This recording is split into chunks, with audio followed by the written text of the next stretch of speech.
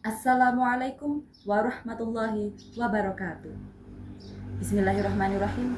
Alhamdulillahirabbil alamin wa bihi nasta'in wa ala umuri dunya waddin. Wassalatu wassalamu ala asrafil anbiya'i wal mursalin wa ala alihi wa sahbihi ajma'in. Amma ba'du. Segala puji bagi Allah Subhanahu wa taala yang telah melimpahkan kepada kita rahmat, nikmat, iman, Islam serta kesempatan untuk berkumpul di majelis yang insya Allah dirahmati oleh Allah Subhanahu wa taala.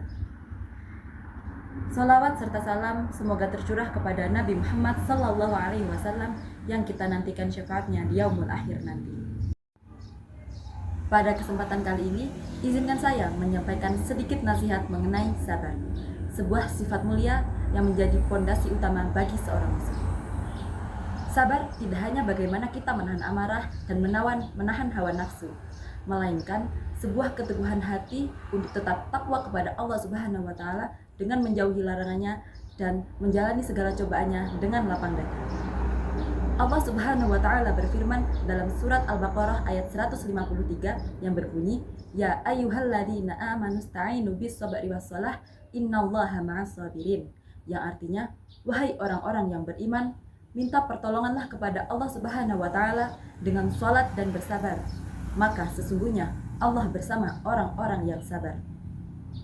Nah, ayat ini menjelaskan betapa pentingnya kita selalu menjaga kesabaran kita dimanapun dan kapanpun kita berada, apalagi kita adalah seorang muslim yang insya Allah dirahmati oleh Allah Subhanahu wa taala.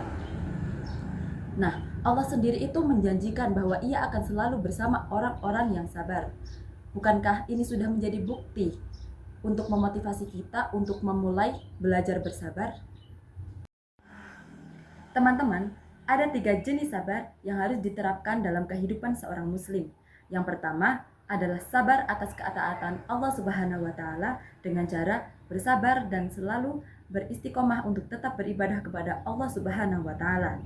Yang kedua adalah sabar dalam menjauhi maksiat Allah Subhanahu wa taala. Memang kita seorang muslim selalu memiliki pantangan yang diperintahkan oleh Allah Subhanahu wa taala untuk kita menjauhinya. Tetapi kita hanyalah manusia biasa yang memiliki hawa nafsu yang berpotensi juga melanggar aturan tersebut, seperti melakukan perbuatan zina, meminum ataupun mengkonsumsi zat-zat yang memang diharamkan oleh Allah. Dan yang ketiga adalah sabar dalam menghadapi cobaan hidup. Saudaraku, Rasulullah Shallallahu Alaihi Wasallam bersabda, sungguh menakjubkan urusan seorang mukmin. Semua urusannya itu baik, tak terkecuali oleh orang mukmin itu sendiri. Dan jika ia mendapat kesenangan dan ia bersyukur, maka itu baik baginya. Walaupun jika ia mendapat kemalangan dan ia bersabar, itu juga baik baginya. Hadis riwayat Muslim. Nah, hadis ini menjelaskan keutamaan menjadi orang mukmin adalah selalu dilanda dengan kebahagiaan. Entah itu kita sedang dilanda kesedihan, kebahagiaan, sehat walafiat maupun raga yang sakit. Yang terpenting apa? Yang terpenting bagaimana cara kita menyikapinya dengan bersabar dan selalu bersyukur. Teman-teman yang berbahagia, marilah kita belajar untuk lebih bersabar di kehidupan sehari-hari. Karena apa? Karena sabar itu bukan sebuah kelemahan, melainkan keteguhan hati. Dan ingat, sabar itu bukan pasrah, melainkan ikhtiar tanpa adanya mengeluh. Dan kita harus selalu yakin bahwasanya kita melakukan kesabaran di setiap harinya pasti akan diganjar pahala yang besar oleh Allah Subhanahu wa taala. Semoga Allah selalu menjadikan hambanya manusia yang bersabar dan selalu menempatkan kita di sisi orang-orang yang beriman. Amin. Allahumma amin. Demikian sedikit nasihat yang bisa saya sampaikan. Semoga bermanfaat dan bisa memotivasi bagi kita semua.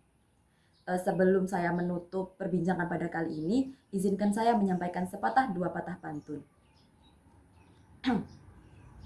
Ikan hiu dimakan nelayan.